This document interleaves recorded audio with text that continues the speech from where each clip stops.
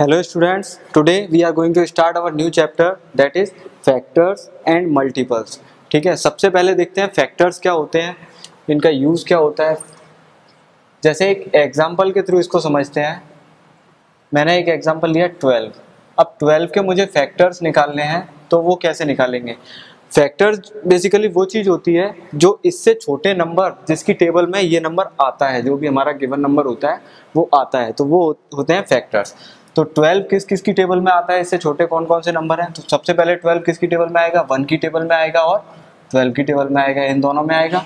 इसके बाद और किसकी टेबल में आता है, 2 की टेबल में आता है। कितने टाइम्स आता है, 6 टाइम्स आता है। और किसकी टेबल में आएगा, 3 की टेबल में आता है। कितने टाइम्स, 4 टाइम्स।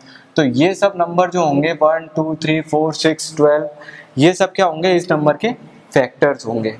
ठीक है, दूसरा एक एग्जांपल लेते हैं, जैसे 20 के फैक्टर क्या होंगे, 1 और 20, ये दो नंबर हो जाएंगे।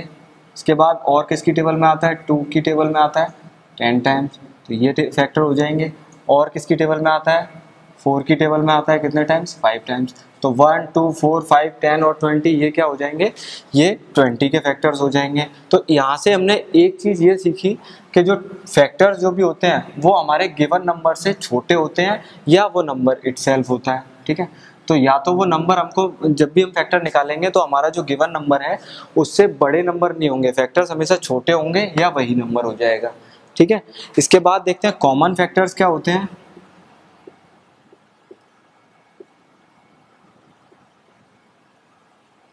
कॉमन फैक्टर्स और HCF दोनों ही बताते हैं। HCF मीन्स होता है highest common factor.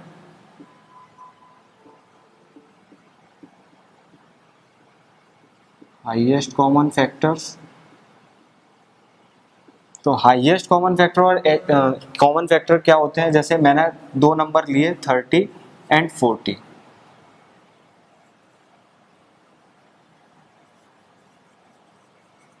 Factors of 30 निकालना है हमको यहाँ पे, और यहाँ पे निकालना है फैक्टर्स ऑफ 40। 30 के फैक्टर क्या होंगे, सबसे पहले तो 1 और 30 हो जाएगा। ओके, फिर इसके बाद क्या होगा, 2 और 10 हो जाएगा। इसके बाद क्या होगा, 5 एंड 6। ठीक है, ये सब फैक्टर हो जाएंगे। अब 30 से छोटे ही सारे नंबर होंगे जितने भी फैक्टर होंगे, है ना। इसके बाद 40, 1 और 40, ये दो हो जाएंगे नंबर। इसके बाद और क्या होगा, 2 20। इसके बाद क्या होगा, 4 और 10। तो ये और भी बन सकता है, एक और नंबर बनेगा इसमें 5 और 8। तो ये सब नंबर जो होंगे 1 2 4 5 8 10 20 और 40। ठीक है, तो ये सब इसके फैक्टर हो जाएंगे, 40 के और 30 के फैक्टर हो जाएंगे ये सब नंबर। इसमें अब कॉमन फैक्टर की बात आती है। कॉमन फैक्टर क्या होते हैं, कॉमन फैक्टर वो नंबर होते हैं जो इन दोनों नंबर्स में कॉमन होते हैं। ठीक है, जो भी, जैसे 2 है यहाँ पे, 1 तो सब में होता ही होता है। ठीक है, और 5 यहाँ कॉमन मिल रहा है, और क्या कॉमन मिल रहा है, 10 कॉमन मिल रहा है हमको। ठीक है, तो ये कॉमन फैक्टर्स क्या हो जाएंगे, 30 और 40 के कॉमन फैक्टर्स ऑफ 30 एंड 40 कौन कौन से हो जाएंगे, 1 2 5 10, ये सब हो जाएंगे कॉमन फैक्टर किसके, 30 और 40 के। अब ऐसा नहीं है जैसे 30 40, इसके बाद अगर तीसरा नंबर हो जाएगा तो कॉमन फैक्टर जो भी होंगे वो, अब 3 नंबर है हमारे पास, जैसे फॉर एग्जांपल मैं यहाँ ले लेता हूँ, एक 25 ले लेता हूँ, 35 ले लेता हूँ और 45 ले लेता हूँ। ऐसे 3 नंबर ले लिए मैंने। इसके फैक्टर क्या होंगे, सबसे पहले 1 और 25 और क्या हो जाएगा 5, तो ये नंबर हो जाएंगे। इसके बाद इसके फैक्टर क्या होंगे, 1 और 35 और क्या होगा 5 और 7, ये हो जाएंगे। इसके फैक्टर क्या होंगे, 1 और 45 और क्या हो जाएगा 3 और 15। ओके, और क्या हो जाएंगे 5 और 9। तो कॉमन फैक्टर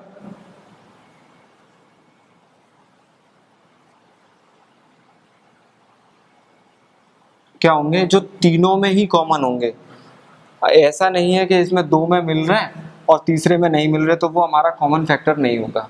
तीनों में ही एक साथ मिलना चाहिए। तीनों में क्या है, कॉमन फैक्टर यहाँ पे 5 है, तो कॉमन फैक्टर इसका क्या हो जाएगा, 5। इन नंबर्स में कॉमन फैक्टर 5 हो जाएगा। ऐसा नहीं है कि तीनों मतलब इसमें दो में मिल रहा है तीसरे में नहीं मिल रहा है, या तीनों में मतलब इन दोनों में मिल रहा है इसमें नहीं मिल रहा है, तो ऐसा वो कॉमन फैक्टर नहीं होंगे, तीनों में ही एक साथ होने चाहिए। ठीक है, इसके बाद हाईएस्ट कॉमन फैक्टर क्या होता है, जैसे इसमें फैक्टर्स तो ये सारे हैं, इसके कॉमन फैक्टर तो ये हमने इतने सारे निकाल लिए, लेकिन हाईएस्ट कॉमन फैक्टर क्या होगा, जो सबसे बड़ा फैक्टर होगा इसका। Highest common factor, highest common factor क्या होगा, जो सबसे बड़ा नंबर होगा। सबसे बड़ा नंबर हमारे पास क्या है, 10। ठीक है, तो ये जो नंबर होगा हमारा, ये सबसे बड़ा नंबर होगा, वो हाईएस्ट कॉमन फैक्टर हो जाएगा हमारा। इस नंबर में कॉमन फैक्टर तो ये हो गया, हाईएस्ट कॉमन फैक्टर क्या हो जाएगा, हाईएस्ट कॉमन फैक्टर जो भी होगा वो, यहाँ पे तो एक ही फैक्टर निकल के आया है, एक ये 1 है, तो 1 को तो हम हमेशा, 1 तो सभी नंबर्स में होगा, 1 तो सबकी टेबल में आता ही आता है। ठीक है, तो 1 तो सबका ही फैक्टर हो जाएगा। यहाँ पे हाईएस्ट कॉमन फैक्टर कितना हो जाएगा, 5 इस नंबर में। ठीक है, कुछ डिविजिबिलिटी रूल देखते हैं जिससे हमको ये पता चले कि वो नंबर डिविजिबल है या नहीं है, किस नंबर से डिविजिबल होता है। सबसे पहले देखते हैं डिविजिबिलिटी रूल, यहाँ पे देखते हैं डिविजिबिलिटी रूल।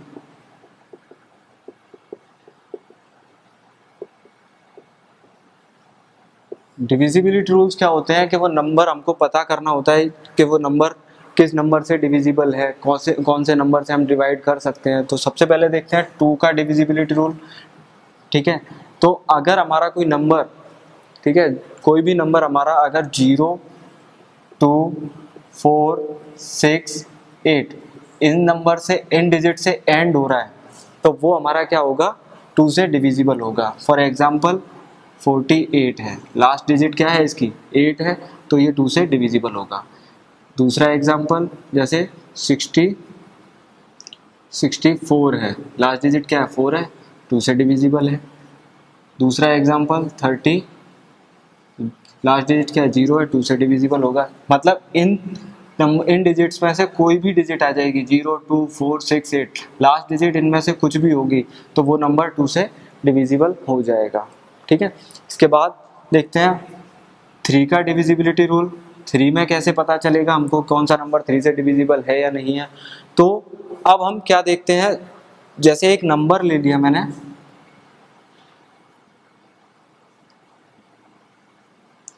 ये नंबर है, ठीक है, इस नंबर में क्या करेंगे, सबसे ये डिजिट है इसकी 3, 2, 5, 2, ये सब डिजिट है। इन डिजिट्स को मैं क्या करके देखूंगा, सम करके देखूंगा इनका। ठीक है, सम करके देखूंगा, 3 + 2 + 5 + 2 कितना हो जाएगा, 12 हो जाएगा। अब ये 12 मैं ये देखूंगा कि 12 3 की टेबल में आता है या नहीं आता है। तो अगर ये नंबर जो है वो 3 की टेबल में आता है तो वो नंबर, वो तो हमारा ये पूरा नंबर जो है वो 3 से डिविजिबल होगा। और अगर नहीं आएगा 3 की टेबल में तो वो नंबर हमारा 3 से डिविजिबल नहीं होगा। जैसे ये 12 है, 12 3 की टेबल में आता है, बिल्कुल आता है। 3 को जब हम 12 से डिवाइड करते हैं तो कितना आएगा, 12 में डिवाइड करेंगे तो 3 4 जा 12, कितना हो जाएगा 4 टाइम्स ये कंप्लीट एग्जैक्टली डिविजिबल हो जाता है। तो ये नंबर क्या होगा हमारा, ये पूरे ही नंबर में 3 का जब हम डिवाइड करेंगे तो वो नंबर डिविजिबल हो जाएगा। ठीक है, ये होता है 3 का डिविजिबिलिटी रूल। दूसरा भी कोई एग्जांपल आप और भी कुछ ले सकते हो। ठीक है, जब आपके दिमाग में कुछ आ रहा हो तो वो आप कर सकते हो। इसके अलावा डिविजिबिलिटी रूल होता है 5 का डिविजिबिलिटी रूल में क्या होता है, जैसे लास्ट डिजिट, यहाँ पे लास्ट डिजिट क्या होनी चाहिए थी, 0 2 4 6 8 होनी चाहिए थी। अब 5 में क्या होनी चाहिए, लास्ट डिजिट हमारी या तो 5 होनी चाहिए या 0 होनी चाहिए। फॉर एग्जाम्पल 40 है, लास्ट डिजिट क्या है, 0 है ना, तो ये 5 से डिविजिबल होता है। कितने टाइम्स होगा, 8 टाइम्स। ठीक है, 5 8 जा 40। दूसरा एग्जाम्पल 35 है, 5 से डिविजिबल है, 5 की टेबल में आता है, बिल्कुल आता है ना। और बड़ा भी नंबर ले सकते हैं कोई, 1 2 1 3 5, तो ये क्या है, 5 है लास्ट डिजिट, तो ये भी 5 से डिविजिबल है। ठीक है, तो ये होता है 5 का। 10 का डिविजिबिलिटी रूल क्या होता है, 10 का डिविजिबिलिटी रूल जैसा 5 में क्या होता है 0 और 5 आता है, 10 के डिविजिबिलिटी रूल में क्या आता है, लास्ट की डिजिट हमारी क्या होनी चाहिए, 0 होनी चाहिए। लास्ट की डिजिट 0 से मतलब है जैसे 30, 40, 50, 60, ये लास्ट डिजिट क्या है, यहाँ पे लास्ट डिजिट 0 है, तो ये सब क्या है 10 से डिविजिबल होते हैं। ठीक है, इसके बाद में अब हम पढ़ेंगे मल्टीपल्स। मल्टीपल्स क्या होते हैं देखेंगे अभी। फैक्टर्स के बारे में आपको सबको समझ में आ गया होगा। ठीक है,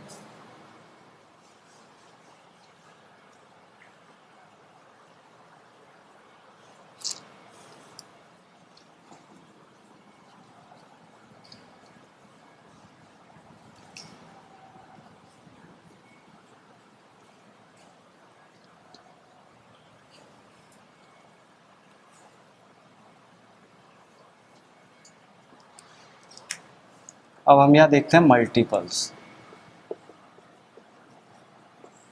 तो मल्टीपल्स में क्या होता है, जैसे दो नंबर लेते हैं, एक ले लिया 3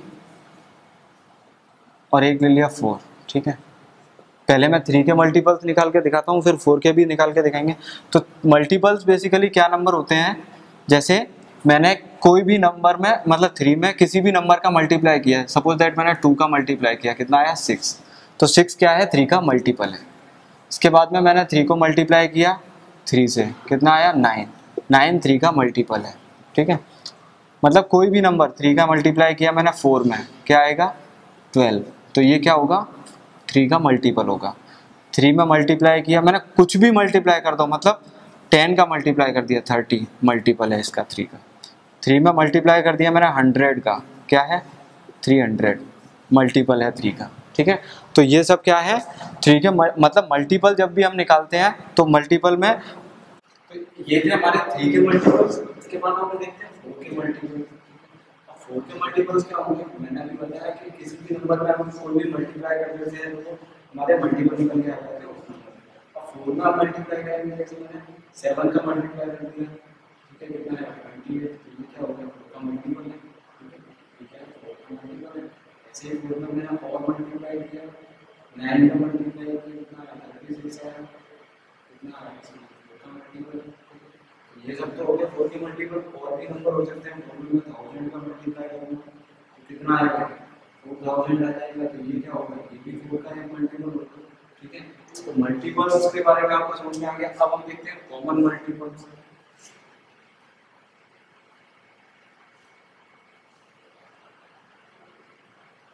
कॉमन मल्टीपल्स और एलसीएम एक ही साथ देखते हैं ना। एलसीएम का मतलब होता है लीस्ट कॉमन मल्टीपल्स।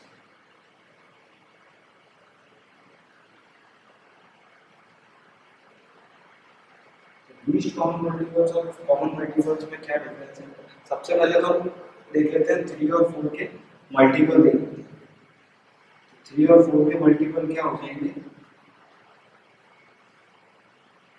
सबसे पहले 3, हाँ मल्टीपल में भी एक चीज ये है कि तो ये है नंबर, सबसे पहला नंबर होगा मल्टीपल होगा तो 3 को इटसेल्फ होगा।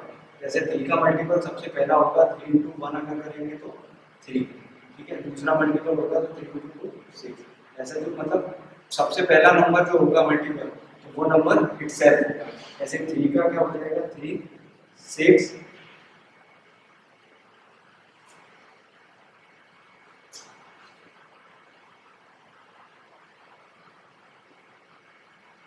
आगे भी बढ़ा सकते हैं। ठीक है, तो ये सब क्या है, ये 3 के मल्टीपल्स हैं। और आगे भी हम आगे जितना चलते चले जाएंगे सब 3 के मल्टीपल्स हैं। क्या क्या 3 3 का डिफरेंस होगा 3 से। ठीक है, तो ये सब 3 के मल्टीपल्स हैं। ऐसे 4 के मल्टीपल क्या होंगे,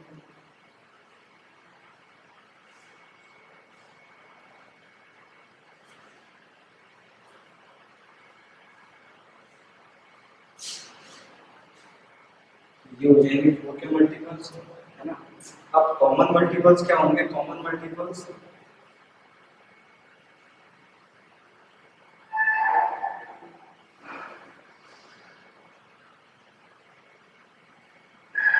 कॉमन मल्टीपल जो इसमें कॉमन मिल रहा है। ठीक है, कॉमन क्या क्या मिल रहा है, जैसे हमारे इसमें 12 कॉमन है। ठीक है, और आगे क्या कॉमन है 24 कॉमन है, 24 के आगे फिर और क्या मिल रहा है, 36 कॉमन है। तो ये सब होते हैं कॉमन मल्टीपल्स, जो भी अब 4 नंबर होंगे तो 4 में कॉमन मल्टीपल देंगे, और 3 नंबर होंगे तो 3 में कॉमन मल्टीपल देंगे, है ना। तो ये कॉमन मल्टीपल हो गए, दोनों नंबरों में ही जो कॉमन मिलता है वो होते हैं हमारे कॉमन नंबर। यहाँ 24 है, यहाँ 24 है, यहाँ 26 है, यहाँ भी 36 है। तो ये होते हैं कॉमन मल्टीपल। और फिर होता है least common multiples. Least common multiples क्या होते हैं, लीस्ट मतलब सबसे छोटा। तो ये मल्टीपल्स तो ये सारे ही हैं, 12 भी मल्टीपल है, 24 भी मल्टीपल है, 36 भी मल्टीपल है, कॉमन मल्टीपल है, ये सब, है ना। लेकिन लीस्ट कॉमन मल्टीपल कौन सा है, जो सबसे पहले आ रहा है, सबसे छोटा है।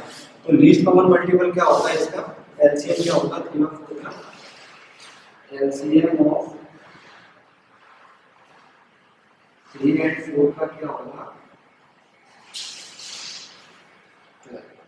ये हो जाएगा लीस्ट कॉमन मल्टीपल। इसको निकालने का एक मेथड ये होना है, जैसे इन दोनों नंबर्स को एक साथ में लिख देते हैं, ठीक है। अब जैसे मैंने डिविजिबिलिटी रूल आपको बताया है, सबसे पहले ऐसा नंबर, सबसे पहले सबसे छोटा नंबर लेते हैं जिससे ये नंबर डिविजिबल हो जाए, ठीक है। अब कोई भी एक नंबर डिविजिबल हो सकता है या दोनों भी हो सकते हैं। सबसे पहले हम देखते हैं 2 से, देखते हैं 2 से डिविजिबल कौन सा नंबर होता है, 3 नहीं होता, 3 को हम एज इट इज लिख देंगे। इसके बाद में 2 4 होता है, 4 के बजाय होता है 2 9, ऐसे ही 2 3 लिख देंगे, फिर 1 टाइम। जब तक ये करते हैं जब तक हमारा 1 नहीं आ जाता, ठीक है। ऐसे ही अब 3 तो 1 और 1, ये क्या हो जाएगा, इसके एलसीएम कितना निकल के आ जाएगा, 2 × 2 × 3 मल्टीप्लाई कर देंगे तो आ जाएगा, ठीक है। तो 3 और 4 का एलसीएम जो है वो 12 है। दोनों ही कंडीशन में सेम आ रहा है, आप कोई सा भी मेथड यूज कर सकते हो, ठीक है। इसी के साथ आज की ये क्लास खत्म होती है, हमारा फैक्टर्स एंड मल्टीपल्स का चैप्टर खत्म होता है।